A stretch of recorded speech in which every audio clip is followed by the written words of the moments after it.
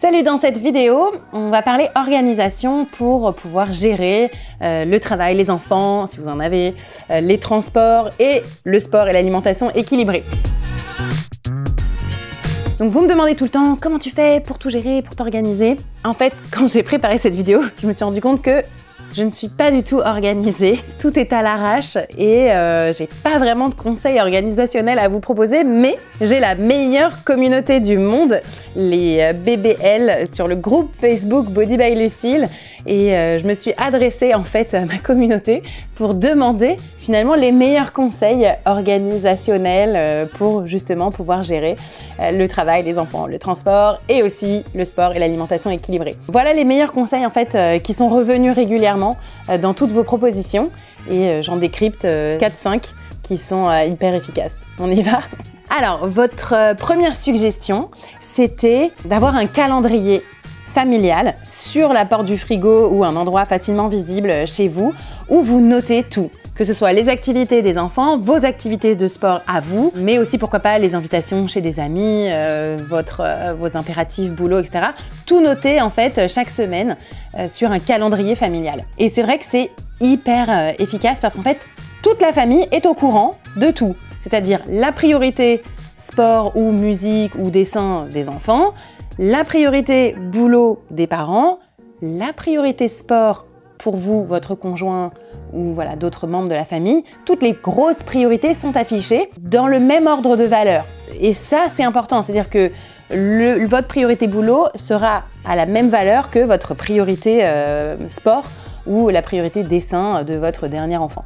Donc ça, c'est hyper important. Et je trouve cette idée vraiment excellente. Moi, j'ai un calendrier affiché sur le frigo, plutôt du mois et plutôt sur, par exemple, des déplacements professionnels de mon mari ou de moi. Mais je trouve que c'est vraiment une excellente idée pour bien se mettre dans la tête. Et comme chaque semaine, tout revient tout le temps, c'est toujours le vendredi à 18 h, maman fait son cours d'équitation, par exemple. Et ça, c'est vraiment pas mal. Donc, ça reste bien ancré, quoi. Il y a la mémoire visuelle qui reste bien là. Canon comme idée.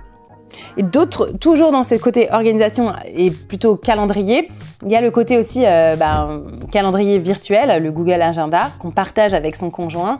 Encore une fois, où on met et ses déplacements professionnels et ses séances de sport régulièrement toute la semaine. Et finalement, c'est pareil. Le déplacement professionnel aura la même valeur que notre séance de sport. C'est immuable, ça bouge pas, c'est dans le calendrier et c'est fait. Et en fait, ça permet vraiment de considérer ce moment pour vous comme quelque chose d'indispensable et de très important.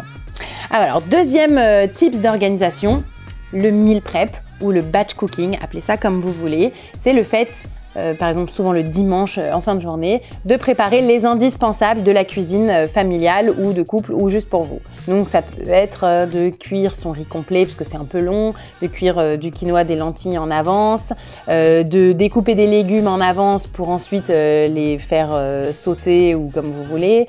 Ça peut être d'avoir plein de fruits disponibles, de faire un gâteau de goûter par exemple pour les enfants ou un plat de gratin ou des légumes rôtis quand il n'y aura plus qu'à réchauffer pour le reste de la semaine. Ça, le meal prep, maintenant, on en a fait un indispensable de tous nos programmes de remise en forme. À chaque fois, dans nos programmes Body by Lucille, vous avez chaque semaine la liste de courses, le meal prep pour vous aider à vous organiser.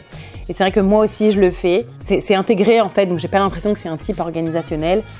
C'est vrai que ça sauve, quoi. Quand on a beaucoup de bouches à nourrir et pas beaucoup de temps, surtout le soir, pour préparer, quand tu as déjà tes lentilles de prêtes, tes betteraves coupées en cubes et puis un plat de lasagne juste à réchauffer, ça te sauve en fait. Donc c'est vrai que vraiment la préparation, le batch cooking, c'est hyper important pour l'organisation et en plus ça aide à bien faire ses courses.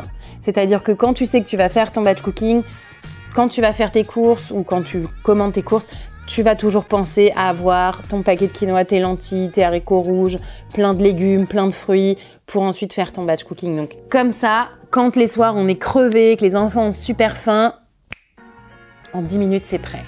Et on n'est pas tenté de manger plein de pain, plein de fromage en attendant que la pizza réchauffe au four, la pizza congelée. Donc ça, c'est vraiment un indispensable, le batch cooking. Et au final, c'est pas désagréable à faire.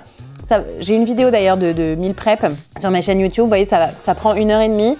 Souvent les enfants peuvent nous aider pour faire un gâteau avec nous pendant que cuisent les légumes et le quinoa. Donc c'est vraiment agréable.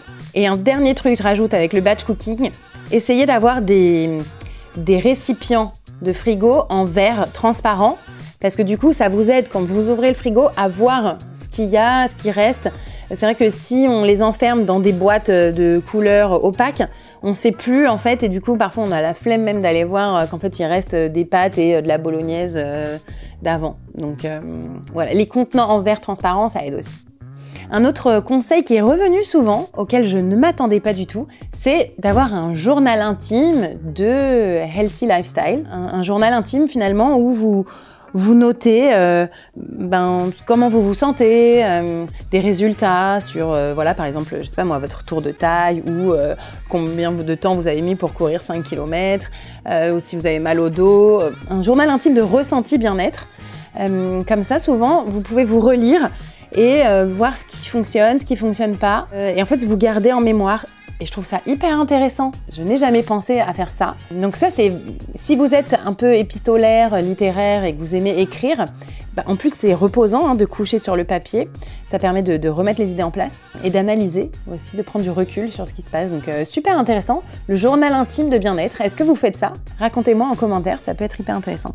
Ah oui, un autre conseil aussi très bien, mais que moi aussi j'applique sans me rendre compte que c'est de l'organisationnel, de directement mettre sa tenue de sport en dessous de sa tenue de travail. Alors, pas forcément un legging en dessous de son jean, parce que ça passe pas forcément, mais par exemple d'avoir déjà sa brassière en dessous de sa chemise de travail quand on sait qu'à 18 h, on va aller faire sa séance de sport ou entre midi et 2, ça aide.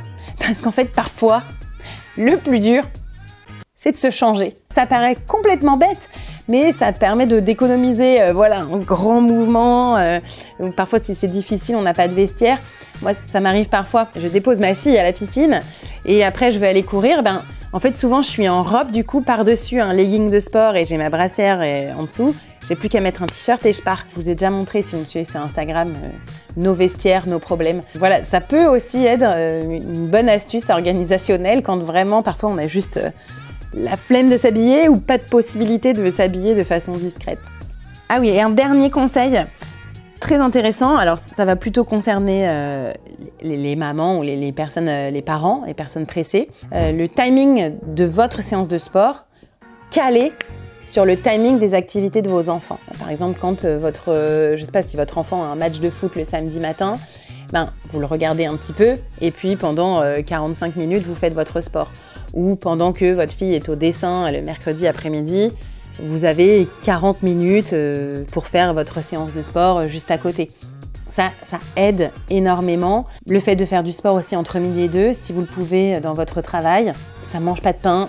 Après, hop, on a préparé sa gamelle et on mange rapidement en 10 minutes. Moi, je fais beaucoup le sport sur la pause déjeuner. Je trouve que c'est vraiment une très bonne astuce organisationnelle. Si j'ai pas de déjeuner professionnel, très souvent, je pars faire 45-50 minutes de running ou du sport au 3e étage. Et ensuite, je mange, mais je mange en 10 minutes, c'est pas grave. Oui, bien sûr, prendre le temps pour manger et bien mâcher. Oui, bien sûr. Mais parfois, on peut pas. Donc, parfois, j'avale mes carottes râpées, mon quinoa et, je sais pas moi, mon café, et c'est fini. Et ça marche. Donc, c'est vrai que tout ce genre de timing-là, c'est pas mal. Et si vous avez des enfants en bas âge qui ne font pas d'activité physique, faire du sport à la maison, au final, c'est vraiment la bonne planque. Pendant que les enfants sont à côté, jouent. Donc, combien de fois je me suis retrouvée à faire du yoga et les enfants avaient fait un train autour de mon tapis de yoga, un circuit, voilà, qui passait en dessous de mon chien tête en bas.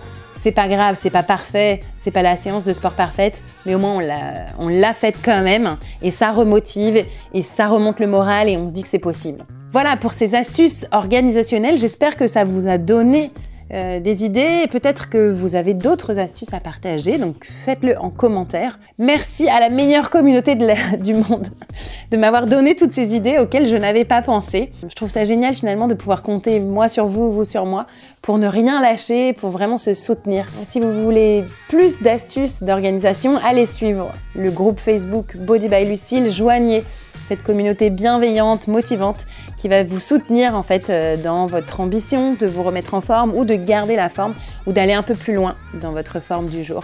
Bon courage à vous pour l'orga et à bientôt, salut!